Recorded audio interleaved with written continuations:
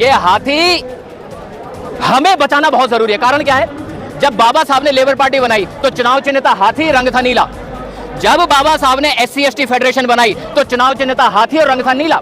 फिर बाबा साहब ने रिपब्लिकन पार्टी ऑफ इंडिया बनाई तो चुनाव चिन्ह था हाथी और रंग था नीला। फिर मान्यवर साहब काशीराम ने पार्टी बनाई तो चुनाव चिन्ह था हाथी और रंग था नीला। तो ये हमारी परंपरा है, ये हमारे बाप दादाओं का चिन्ह है, कोई राजनीतिक दल का चिन्ह नहीं है। तो इस चिन्ह को बचाने के लिए खून बहाना पड़ा तो सतीश बौद्ध खून बहाने के लिए तैयार है। नाड़ कटवानी पड़ी तो गर्दन कटवाने के लिए तैयार है। हाथी हमारा था, हमारा है, हमारा रहेगा। बहन जी ने जो रणनीति लगाई थी चुनाव में वो सफल नहीं हो पाई। अब तो और ज्यादा ताकत से काम करने की जरूरत है, अब तो और एक्टिव होने की जरूरत है, अब तो समाज को और ज्यादा एकजुट होने की जरूरत है। तो ऐसे में हम सब मिलकर फिर से बहुजन समाज के हाथी को पुनर्जीवित करेंगे और हाथी फिर से चिंगाड़ेगा और दिल्ली में धमक देगा।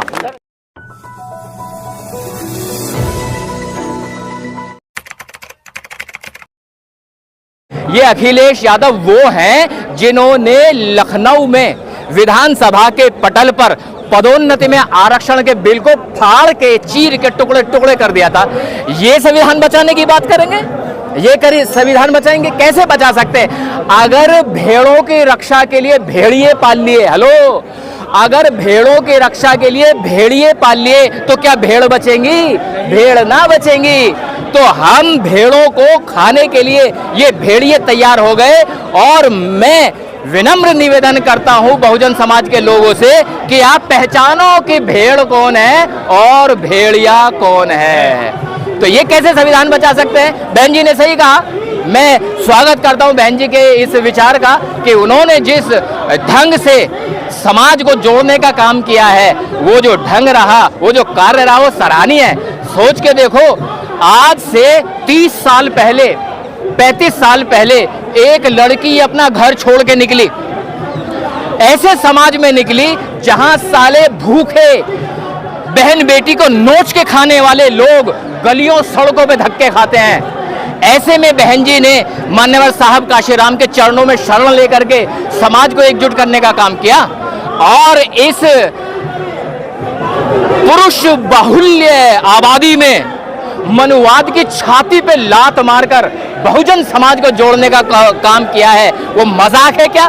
तो जो बहन जी ने कहा है बिल्कुल सही किया है और मैं उनका समर्थन करता हूं और बहुजन समाज पार्टी की भूरी भूरी प्रशंसा करता हूं कि उनके जो निर्णय हैं बिल्कुल सही निर्णय लिए गए हैं। लेकिन जिस तरीके से निराशा लगी है ना इलेक्शन में, इसको लेकर क्या कहेंगे? देखिए, आशा निराशा हार जीत ये जिंदगी के हिस्से हैं साहब।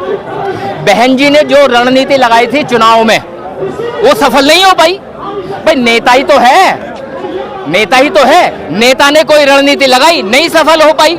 तो अब अगर रणनीति सफल नहीं हो पाई तो इसकी वजह से मैं निराश होकर बैठ जाऊं, मैं हताश होकर बैठ जाऊं ना। अब तो और ज्यादा ताकत से काम करने की जरूरत है, अब तो और एक्टिव होने की जरूरत है, अब तो समाज को और ज्यादा एकजुट होने की जरूरत है। तो ऐसे में हम सब मिलकर फिर से बहुजन समाज के हाथी को पुनर्जीवित करेंगे और हाथी फिर से चिंगाड़ेगा और दिल्ली में धमक देगा। सर, जयप्रकाश की मांग को उठाते हैं युवा कि जयप्रकाश क्यों नहीं आ पाते पार्टी में? भाई मैं जो है जयप्रकाश जी के संबंध में कोई टिप्पणी नहीं कर पाऊंगा, मैं कोई टिप्पणी नहीं कर सकता। लगातार तो लोगों ने आरोप लगाए हैं बहुत सारे। मैं कोई टिप्पणी नहीं कर सकता। वो एक जैसे भी हो नेता है, राजनीति कर रहे हैं, करते रहे, मेरी शुभकामना उनके साथ है। वो सब जो लगातार आरोप लोगों ने लगाए थे इलेक्शन के जस्ट एक दिन बाद की, ये तो वोट कटवा पार्टी है, इसका ये खत्म हो चुकी है। हाँ। ऐसे लोगों को क्या कहना चाहेंगे आप? भाई जो कह रहे हैं वोट कटवा पार्टी है, उनसे ये पूछो एक जमाने पे बीजेपी भी तो वोट कटवा पार्टी थी।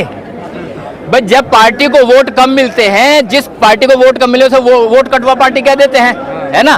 तो वो बिना सोचे समझे इस तरह की बात ना करें। मैं आपको बताता हूं, राजनीतिक रूप से हो सकता है कि हम धराशायी हो गए, लेकिन आज संसद के पटल पर लोग मजबूर हैं संविधान दिखाने के लिए। ये बहुजन समाज की शक्ति का पर्याय है और आज मजबूर है डिंपल यादव सदन के पटल पे आके जय भीम करती है, जय भीम करती है। ये आपकी शक्ति का पर्याय है। कोई बात नहीं, हम राजनीतिक रूप से गिर गए हैं, लेकिन सामाजिक और धार्मिक रूप से हम विकराल हो गए हैं। नरेंद्र मोदी जैसा आदमी जो कभी संविधान को लेकर के, बाबा साहब को लेकर के कभी गंभीर नहीं था, पहली बार संविधान को उठाकर माथे पे लगा रहा है। ये है आपकी शक्ति का परिचय। और बहन जी ने, बहुजन समाज पार्टी ने, बाम सेफ ने ये शक्ति आपको प्रदान की है। इसको आपको स्वीकार करना पड़ेगा, चाहे आज कर लें तो सही है, नहीं करेंगे तो नुकसान में रहोगे।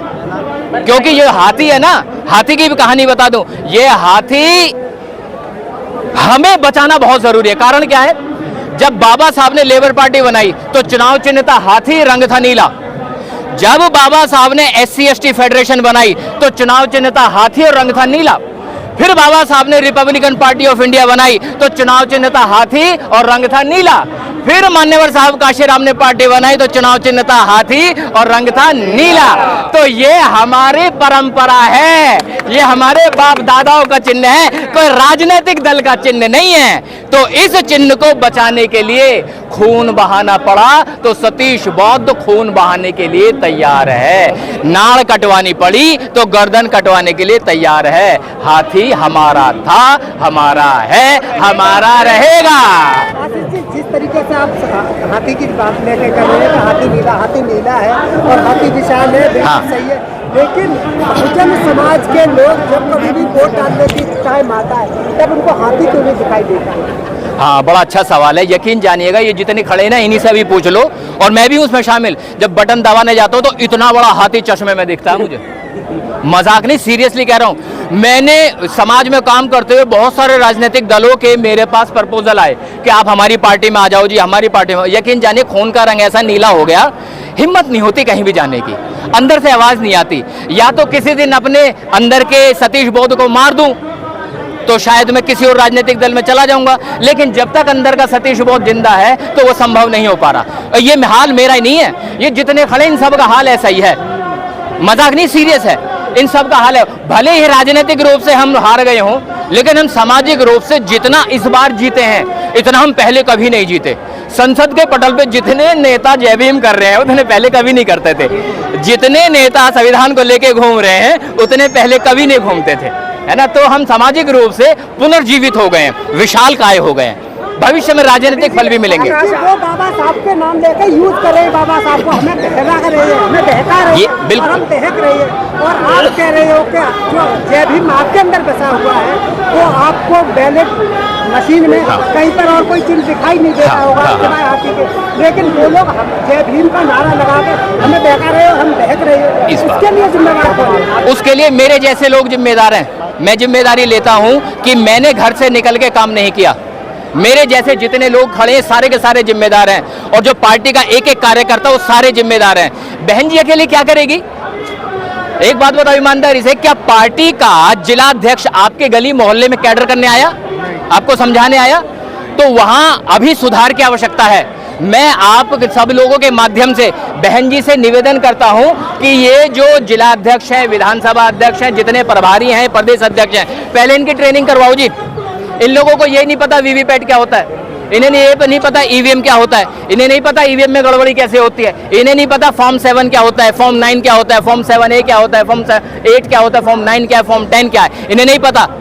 ये लोग जो है वोट बनवा ही नहीं पाते। ये लोग गली गली मोहल्ले मोहल्ले जाते ही नहीं है। नहीं जाओगे, काम नहीं करोगे तो फल नहीं मिलेगा। तो मैं यहाँ आपकी बात से सहमत हूँ, और समाज में मेरे जैसे लोग जो मिशनरी हैं उन सब की भी जिम्मेदारी है कि हम भी जाकर के समाज को बताने समझाने की कोशिश करें। जब ये लोग बरगला रहे थे, संविधान दिखा रहे थे, तो हमारे समाज का एक भी नेता, चाहे राजनीतिक हो, चाहे सामाजिक हो, धार्मिक हो, वो सारे जो जय जय जय जय जय भीम करते घूमते हैं, उसने समझाया नहीं किसी को जाके कि ये बरगला रहे हैं। अकेली बहन जी क्या करेगी? उसे तो इतने खतरे हैं, अगर वो आज मर गई हमारी बहन जी तो हमारे तो माँ बाप मर गए, ऐसे समझ लो, कोई भी नहीं बचेगा हमारे पास। तो ये जिम्मेदारी पार्टी के कार्यकर्ताओं को और सामाजिक कार्यकर्ताओं को उठानी पड़ेगी। आकाश आनंद जी के फिर से उनको उत्तराधिकार दे दिया, कोऑर्डिनेटर बन गए हो जी, तो उनके आने से क्या बदलने वाला है? मैं उन पर कोई कमेंट नहीं कर सकता। फिर भी मैं ये आशा और उम्मीद कर सकता हूँ, युवा हैं तो युवा की तरह प्रदर्शन करेंगे, उम्मीद की जा सकती है। आपके समाज के बुद्धिजीवी कह रहे हैं कि कांग्रेस मरी हुई थी, हाँ, और उसको जिंदा कर लिया गठबंधन करके, हाँ, तो आपके लोगों की वोट एटली धोखा कर लिया आपके साथ। हाँ, बिल्कुल धोखा कर लिया। हमारे जो लोग थे ये समाज हमारा तो वैसे ही थोड़ा सा सीधा साधा तो समाज है। इस समाज को समझाने वाले जो लोग हैं वो आपस में बट गए हैं। अलग अलग सामाजिक संगठन, अलग अलग धार्मिक संगठन, अलग अलग राजनीतिक संगठन बना लिए हैं, जिसकी वजह से बिखराव तो हुआ है। ऐसे में मैं तो निवेदन ही कर सकता हूं कि जो है आकाश आनंद जिम्मेदारी लें और समाज को पुनः जोड़ने का काम करें। और बहुत सारे युवा, ये सारे युवा ही तो खड़े, आपको सबको साथ लें, आपके माध्यम से पार्टी को आगे बढ़ाएं। क्यों नहीं बढ़ सकता? ये जो मीडिया आप लेके खड़े ना, दुनिया का सबसे बड़ा मीडिया है, ये माध्यम बन सकता है। लेकिन बीएसपी तो इस मीडिया की बात ही नहीं करता है। अभी बीएसपी को टेक्नोलॉजिकली इम्प्रूव करने की आवश्यकता है। मैं निवेदन करूंगा उनके प्रभारियों से कि टेक्नोलॉजिकली बीएसपी को बढ़ाएं। एक सवाल है, जी। गठबंधन चुनाव से पहले संविधान की तख्तियां लेके घूमता था। हाँ। वो आज यहाँ दिख नहीं रहा। जो जीतने के बाद से अभी जीत चुके हैं, वो अभी दिख नहीं रहा। वो आएंगे भी नहीं, उन्हें तो केवल जीतना ही तो था। उन्हें तो आपको मूर्ख बनाकर आपकी वोट लेनी थी, वो वोट ले ली इन्होंने। और जो प्रतियां हैं वो प्रतियां केवल संसद में दिखाई गई हैं। अगर वास्तव में उस संविधान के निर्माता के संबंध में वो गंभीर होते तो यहाँ पर होते, पर वो यहाँ आए नहीं, है ना। तो इसलिए नहीं आए क्योंकि ये जातिगत लाभ उठा रहे हैं, जातिगत वोट का लाभ उठा रहे हैं। अंबेडकरवादी विचारधारा को आगे बढ़ाने का उनकी कोई योजना नहीं है। 3 तारीख को ये प्रतिमा हटाई गई और आज 26 तारीख है। इस बीच में कहीं कोई प्रदर्शन कहीं हुआ नहीं, इस पे क्या कहना चाहिए? उस पर कहूँगा कि मेरे जैसे लोगों की कमी है। हम जैसे लोगों ने ये निर्णय लेने में देरी करी है, क्योंकि राजनीतिक लोग तो निर्णय लेंगे नहीं है। ये जो निर्णय लेंगे हम सामाजिक लोग ही लेंगे। और किसी और को दोष देने के बजाय मैं ये कहूँगा कि मेरे जैसे व्यक्तियों की कमी है ये।